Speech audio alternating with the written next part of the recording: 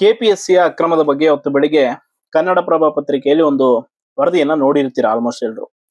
ಏನು ಅಂತಂದ್ರೆ industrial extension officer ಆ ಒಂದು ನೇಮಕಾತಿ HK ವಿಭಾಗದ ನೇಮಕಾತಿಯಲ್ಲಿ ನಮ್ಮ ಕೆಪಿಎಸ್ಸಿಯ ಅಧ್ಯಕ್ಷರ ಮಗಳು ರ್ಯಾಂಕ್ ಅನ್ನ ಪಡೆದಿರುವಂತದ್ದು. ನೋಡಿ, ನಾನು ಈ ಹಿಂದೆಯಿಂದ ಕೂಡ ಕೆಪಿಎಸ್ಸಿ ವಿಚಾರಗಳಲ್ಲಿ ಯಾವಾಗೆಲ್ಲ ಧ್ವನಿ ಎತ್ತೀನಿ, ಯಾವಾಗೆಲ್ಲ ಆ ವಿಷಯಗಳ ಬಗ್ಗೆ ಹೇಳ್ತೀನಿ, ಅವಾಗ ಅದು ಎಷ್ಟೋ ಜನಕ್ಕೆ ಹೆಂಗ್ ಅನ್ಸ್ಬಿಡುತ್ತೆ ಅಂತಂದ್ರೆ ಕೆಲವರಿಗೆ ಆ ಏನಾಗ್ತಾ ಇದೆ, ಇವ್ರು ಸುಮ್ನೆ ಏನೋ ಇವರೇ ಇಮ್ಯಾಜಿನರಿ ಮಾಡ್ತಾರೆ, ಇವರೇ ಏನೋ ಒಂದು ಕತೆ ಕಟ್ತಾರೆ, ಇವರೇ ಹೇಳ್ತಾರೆ ಅನ್ನೋ ರೀತಿ ಇರುತ್ತೆ. KS ವಿಷಯದಲ್ಲಿ ಯಾಕೆ ನಾನು ಅಷ್ಟೊಂದು ದೊಡ್ಡ ಮಟ್ಟದಲ್ಲಿ ಧ್ವನಿ ಎತ್ತಿದೆ, ಏನಾಗಿದೆ ಅನ್ನುವಂಥದ್ದು ನಿಮ್ಮೆಲ್ಲರಿಗೂ ಕೂಡ ಗೊತ್ತಾಗುತ್ತೆ. ನೋಡಿ, ಎಲ್ರೂ ತಮ್ಮ ಸದಸ್ಯರು ಅಧ್ಯಕ್ಷರು ತಮ್ಮ ಮಕ್ಕಳಿಗೆ ತಾವು ತಮ್ಮ ಸಂಬಂಧಿಕರ ಹುದ್ದೆಗಳನ್ನ ಕೊಟ್ಕೊಳ್ಳೋ ಹಾಗಿದ್ರೆ, ಅವ್ರನ್ನ ಆಯ್ಕೆ ಮಾಡೋ ಹಾಗಿದ್ರೆ ಯಾಕೆ ನೇಮಕಾತಿ ಆಯೋಗ ಯಾಕೆ ಬೇಕು, ಪರೀಕ್ಷೆ ಯಾಕೆ ನಡೆಸಬೇಕು, ಅಪ್ಲಿಕೇಶನ್ ಯಾಕೆ ತಗೊಳ್ಬೇಕು, ಇಷ್ಟೆಲ್ಲ ಲಕ್ಷಾಂತರ ಜನ ಆಸ್ಪಿರೆಂಟ್ಸ್ ಆ ಒಂದು ಹುದ್ದೆಗಳನ್ನ ನಂಬ್ಕೊಂಡು ಯಾಕೆ ಓದಬೇಕು ಹೇಳಿ. ಇವತ್ತು ಬೆಳಕಿಗೆ ಬಂದಿರುವಂತದ್ದು ಎಲ್ಲೋ ಒಂದು 5% ಅಷ್ಟೇ, ಇನ್ನು 95% ನಿಮ್ಗೆ ಗೊತ್ತಿಲ್ಲದೆ ಇರುವಂತದ್ದು ತುಂಬಾ ದೊಡ್ಡ ಮಟ್ಟದ ಸತ್ಯಗಳಡಗಿದೆ. KPSC ವಿರುದ್ಧ ಯಾರ್ಯಾರು ಧ್ವನಿ ಎತ್ತಾರೋ, ಅವ್ರು ಯಾರ್ಯಾರು ಪರೀಕ್ಷೆ ಬರೀತಾರೋ, ಯಾರು ಕೋರ್ಟ್ ಹೋಗಿ KS ಮೇನ್ಸ್ ಬರೆದ್ರು, ಅವ್ರು ಯಾರ್ದು ಉತ್ತರ ಪತ್ರಿಕೆಗಳನ್ನ ಮೌಲ್ಯಮಾಪನವೇ ಮಾಡಿಲ್ಲ, ಸರಿಯಾಗಿ ಸೈಡ್ಗೆ ಇಟ್ಟಿದ್ದಾರೆ ಅವ್ರನ್ನ. ಯಾಕಂದ್ರೆ ಇವ್ರು ಕೋರ್ಟ್ ಹೋದ್ರಲ್ಲ ನಮ್ ವಿರುದ್ಧ.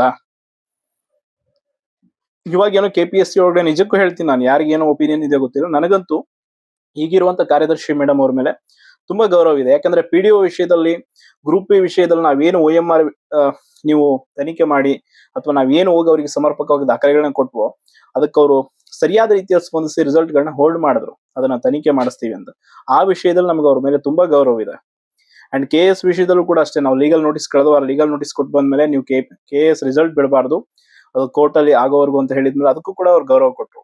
ತುಂಬಾ ರೆಸ್ಪೆಕ್ಟ್ ಇದೆ. ನೋಡಿ, KPSC ಅಲ್ಲಿ ಏನಾದ್ರೂ ಒಂದು ಸುಧಾರಣೆ ಅನ್ನುವಂಥದ್ದು ಕಾಣಬೇಕು ಅನ್ನುವಂತ ಆದ್ರೆ, ಪರ್ಮನೆಂಟ್ ಸುಧಾರಣೆ ಅಂದ್ರೆ ಫಸ್ಟ್ ಈ ಮೆಂಬರ್ಸ್ ಗಳನ್ನ ಸಂಖ್ಯೆಗಳನ್ನ ಕಂಪ್ಲೀಟ್ ಆಗಿ ಡಿಕ್ರೀಸ್ ಮಾಡಬೇಕು. ಅಂಡ್ ಈ ಹಿಂದೆ ನಮ್ಮ ಏನು ಕಾರ್ಯದರ್ಶಿ ಅವರು ಇದ್ರು ಸುರಳ್ಕರ್ ಸರ್, ಅವ್ರು ಕೊಟ್ಟು ಹೋದಂತ ಒಂದು ವರದಿ ಇದೆ, ಅದು ಎಷ್ಟು ಅದ್ಭುತವಾಗಿದೆ ಆ ವರದಿ ಅಂದ್ರೆ, ಆ ವರದಿ ಬಗ್ಗೆ ನಾನು ಒಂದು ವಿಡಿಯೋ ಕೂಡ ಮಾಡಿದ್ದೆ. ಅದನ್ನ ಇಂಪ್ಲಿಮೆಂಟ್ ಮಾಡಬೇಕು. 5th ಆಪ್ಷನ್ ಬರಬೇಕು, ಪ್ರತಿಯೊಬ್ಬರ ಇಂಡಿವಿಜುವಲ್ ಸ್ಕೋರ್ ಅನೌನ್ಸ್ ಆಗ್ಬೇಕು, OMR ಗಳನ್ನ ವೆಬ್ಸೈಟ್ ಅಲ್ಲಿ ಅಪ್ಲೋಡ್ ಮಾಡುವಂತ ಎಲ್ಲ ಸುಧಾರಣೆಗಳಾಗದೆ ಹೊರತು ಈ ಅಕ್ರಮಗಳು ನಿಲ್ಲಲ್ಲ. ಇವತ್ತು ಇವ್ರು ಮಾಡ್ತಾರೆ, ನಾಳೆ ಇನ್ನೊಬ್ಬ ಯಾರೋ ಬರ್ತಾನೆ, ಅವನು ಅದೇ ಕೆಲಸ ಮಾಡ್ತಾನೆ, ಇನ್ನೊಬ್ರು ಯಾರೋ, ಇದೇ ರೀತಿ ಅದು ಸೈಕಲ್ ಪ್ರತಿ ಇಷ್ಟು ವರ್ಷಕ್ಕೊಮ್ಮೆ ನಡ್ಕೊಂಡು ಬರ್ತಾ ಇರೋದೆ. KS ಪರೀಕ್ಷೆಯಲ್ಲೂ ಕೂಡ ಎಷ್ಟು ಅಕ್ರಮ ಆಗಿದೆ ಅನ್ನುವಂಥದ್ದು ಇವತ್ತೀಗಾಗಲೇ ಹಲವರಿಗೆ ಅದ್ರ ಸುಳಿವು ಸಿಕ್ಕಿದೆ ಅನ್ಕೊಳ್ತೀನಿ. ಈಗ ಇದಿನ್ನು ಎಕ್ಸಾಂಪಲ್, ಇನ್ನೂ ಸಂಬಂಧಿಕರು ನೆಂಟರೆಲ್ಲ ಇನ್ನು ಇಲ್ಲಿ ತಾತ್ಕಾಲಿಕ ಆಯ್ಕೆ ಪಟ್ಟಿಯಲ್ಲಿ ಇದ್ದೀರಾ, KS ಅಲ್ಲಿ ಬರ್ತಾರೆ ನಾಳೆ. ಸೊ ದಯವಿಟ್ಟು ನೋಡಿ, ರಾಜ್ಯದ ಪ್ರತಿಯೊಬ್ಬ ಆಸ್ಪಿರೆಂಟ್ಸ್ ಗಳಿಗೆ ನಾನ್ ಕೇಳ್ಕೊಳ್ಳೋದಿಷ್ಟೇ, ಎಲ್ಲರೂ ಒಗ್ಗಟ್ಟಾಗಿ ಈ ಒಂದು ಅನ್ಯಾಯದ ವಿರುದ್ಧ ನಾವು ಹೋರಾಟ ಮಾಡಬೇಕು. ಈ KPSC ಅನ್ನ ಸಂಪೂರ್ಣವಾಗಿ ಮುಚ್ಚೋವರೆಗೂ ನಾವು ಬಿಡಬಾರ್ದು. ಬೇಕಿದ್ರೆ ನಮ್ಗೆ ಯಾವ್ದು ನೇಮಕಾತಿ ಆಯೋಗ ಪರ್ಯಾಯವಾಗಿ ಇವ್ರು ಏನಾದ್ರು ಮಾಡ್ಕೊಳ್ಳಿ, ಇಲ್ಲ ಅಂದ್ರೆ ಸುಧಾರಣೆಗಳು ಮಾಡಲಿ. ಅದನ್ನ ಬಿಟ್ಟು ಇದನ್ನೇ ಮುಂದುವರಿಸ್ಕೊಂಡು ಇನ್ನೂ ಬಹಳಷ್ಟು ನೇಮಕಾತಿಗಳಾಗೋದಿದೆ. ಇದಿನ್ನು ನಾನು ಹೇಳ್ತಿಲ್ಲ, ಜಸ್ಟ್ 5% ಅಷ್ಟೇ ನೀವು ನೋಡಿರೋದು. ಇನ್ನು 95% ಬೇರೆ ರೀತಿನೇ ಇದೆ. ಅಲ್ಲಿ ಸ್ಕೋರ್ ತಿದ್ದೋಕೊಬ್ರು ಇದ್ದಾರೆ, ತಮಗೆ ಎಷ್ಟು ಬೇಕೋ ಅಷ್ಟು ಬೇಕಾದವರಿಗೆ ಎಷ್ಟು ಸ್ಕೋರ್ ಬೇಕಾದ್ರೂ ಹಾಕೊಳ್ತಾರೆ.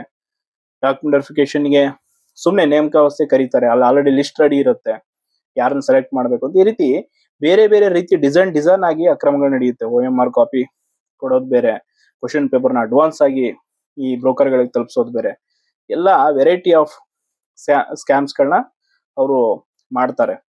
ಸೊ ಅದಕ್ಕೆ ನೋಡಿ, ಇಲ್ಲಿ ಒಬ್ರಿಬ್ರು ಅಂತಲ್ಲ, ಎಲ್ರು ಕಳ್ರೆ. ನಾವ್ ಯಾರು ಸಾಚ ಯಾರು ಒಳ್ಳೆಯವರು ಅಂತ ಹೇಳಕ್ಕಾಗಲ್ಲ, ಎಲ್ರು ಅವ್ರೆ.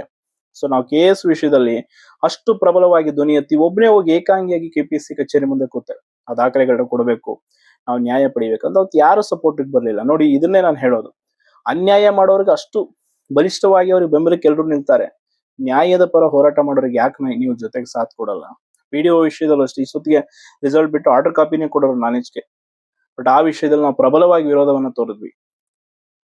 ಹೋಗಿ KPSC ಮುಂದೆ ಕೂತ್ಕೊಂಡು ಅಡ್ಡಾಡಿ ಅದೇನಿದೆ ದಾಖಲೆಗಳನ್ನ ಕೊಟ್ಟು ಇಷ್ಟೆಲ್ಲ ಯಾಕೋಸ್ಕರ ಮಾಡ್ತಾ ಇದೀವಿ? ಯಾರಿಗಿಲ್ಲಿ ಏನ್ ಪರ್ಸನಲ್ ಬೆನಿಫಿಟ್ ಇಲ್ಲ, ನಮಗ್ ಬೇಕಾ ಇರುವಂತದ್ದು ನ್ಯಾಯ. ಎಲ್ರೂ ಅನ್ಯಾಯದಲ್ಲಿ ಹಣ ಕೊಟ್ಟೆ ಆಯ್ಕೆ ಆದ್ರೆ ಕಷ್ಟಪಟ್ಟು ಓದೋರಿಗೆ ಏನ್ ಬೆಲೆ ಇರುತ್ತೆ ಹೇಳಿ? 5-10 ವರ್ಷದ ತಮ್ಮ ಅಮೂಲ್ಯದ ಸಮಯವನ್ನ, ತಮ್ಮ ಜೀವಿತಾವಧಿಯ ಸಮಯವನ್ನ ನಮ್ಮ ನಾಡಿನ ಯುವಜನತೆ ಈ KPSC ಪರೀಕ್ಷೆಗಳಿಗಾಗಿ ಕೊಡ್ತಾರೆ. ಬಟ್ ಇವರು ಮನ್ಸು ಬಂದಾಗ ರಿಸಲ್ಟ್ ಬಿಡ್ತಾರೆ, ಮನ್ಸು ಬಂದಾಗ ಆಯ್ಕೆ ಪಟ್ಟಿ ಬಿಡ್ತಾರೆ, ತಮಗೆ ಬೇಕಾದವ್ರನ್ನ ಲಿಸ್ಟ್ ಒಳಗಡೆ ಹಾಕೋತಾರೆ. ಅಂದ್ರೆ ಅದಕ್ಕೆ ಏನು ವ್ಯಾಲ್ಯೂ ಇದೆ? ಒಬ್ಬ KPSC ಜವಾಬ್ದಾರಿತ ಸ್ಥಾನದಲ್ಲಿರುವ ವ್ಯಕ್ತಿ ತನ್ನ ಮಕ್ಕಳನ್ನ ಯಾವುದೋ ಮಾರ್ಗದ ಮೂಲಕ ಆಯ್ಕೆ ಮಾಡೋದಕ್ಕೆ ಹೊರಡ್ತಾನೆ. ಒಂದೊಂದ್ ಕಡೆ ಒಂದೊಂದು ಲಿಸ್ಟ್ ಅಲ್ಲಿ ಒಬ್ಬೊಬ್ರದ್ದು ಒಂದು ಹೆಸರುಗಳ ಇನಿಷಿಯಲ್ ಚೇಂಜ್ ಮಾಡಿಸ್ತಾರೆ, ಬೇಕಾದ ವಿಳಾಸಗಳನ್ನ ಕೊಡ್ತಾರೆ. ಏನ್ ಬೇಕು ಹೇಳಿ, ಅಪ್ಲಿಕೇಶನ್ ಹಾಕೋದು ವೇಸ್ಟ್ ಅನ್ನೋ ಅನ್ಸ್ಬಿಟ್ಟಿದೆ. ತಮಗೆ ಹೆಂಗ್ ಬೇಕೋ ಹಂಗ ಅದೇನೋ ಮಾರ್ಕೆಟ್ ಅಲ್ಲಿ ತರಕಾರಿಗಳನ್ನ ಮಾರ್ದಂಗೆ ಹುದ್ದೆಗಳನ್ನ ಮಾರಾಟ ಮಾಡ್ತಾ ಇದ್ದಾರೆ. ಪ್ರತಿ ನೇಮಕಾತಿಯಲ್ಲೂ ಕೂಡ ಅಕ್ರಮ. ಇತ್ತೀಚೆಗೆ ನಡೆದಂತ ಗ್ರೂಪ್ ಇಂದ ಹಿಡಿದು industrial extension officer, KS, PDO, CTA ಪ್ರತಿಯೊಂದು. ಸೊ ಇದಕ್ಕೆ ಪರಿಹಾರ ಅನ್ನುವಂಥದ್ದೇ ಇಲ್ಲ ಅನ್ನೋ ರೀತಿ ಆಗಿದೆ. ತನಿಖೆ ಮಾಡೋದು, CBI ಕೊಡೋದು, ಸುಪ್ರೀಂ ಕೋರ್ಟ್ ಹೋಗೋದು, ಇದೇ ಕೇಸ್ಗಳು ನಡೆಯೋದು. KPSC ಮೇಲೆ ಇದುವರೆಗೂ ದಾಖಲಾಗಿರೋ ಪ್ರಕರಣಗಳ ಸಂಖ್ಯೆ, ಅದೆಲ್ಲದರ ಇತಿಹಾಸ ನೋಡಿದ್ರೆ ಇಷ್ಟು ಭ್ರಷ್ಟ ಸಂಸ್ಥೆಯನ್ನ ನಾವು ನಮ್ಮ ದೇಶದ ಇತಿಹಾಸದಲ್ಲಿ ಕಂಡು ಕೇಳಿರೋದಕ್ಕೆ ಸಾಧ್ಯ ಇಲ್ಲ. ಇಂಥದೊಂದು ಭ್ರಷ್ಟ ಸಂಸ್ಥೆ ನಮ್ಗೆ ಇನ್ನೊಂದು ಎಲ್ಲೂ ಬೇರೆ ಯಾವ ರಾಜ್ಯದಲ್ಲಿ ಹುಡುಕೋರು ಸಿಗಲ್ವೇನೋ, ಅಷ್ಟು ಭ್ರಷ್ಟಾಚಾರದಿಂದ ಬರುವಂತ ಅಧ್ಯಕ್ಷರು, ಅಲ್ಲಿಗೆ ಬರುವಂತ ಸದಸ್ಯರು ಪ್ರತಿಯೊಬ್ರು ಕೂಡ.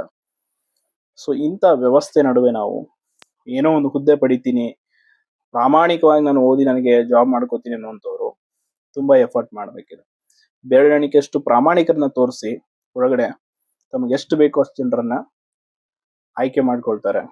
ನಿಯತ್ತಾಗಿ ಬರ್ದವ್ರದ್ದು ಸ್ಕೋರ್ ಕಮ್ಮಿ ಮಾಡ್ತಾರೆ, ವೇರಿಯೇಷನ್ ಮಾಡ್ತಾರೆ, ಬೇಕು ಅಂತಾನೆ ಸ್ಕೋರ್ಗಳನ್ನ ತಿದ್ದುವಂಥದ್ದು ಏನೇನೋ ನಡೆಯುತ್ತೆ.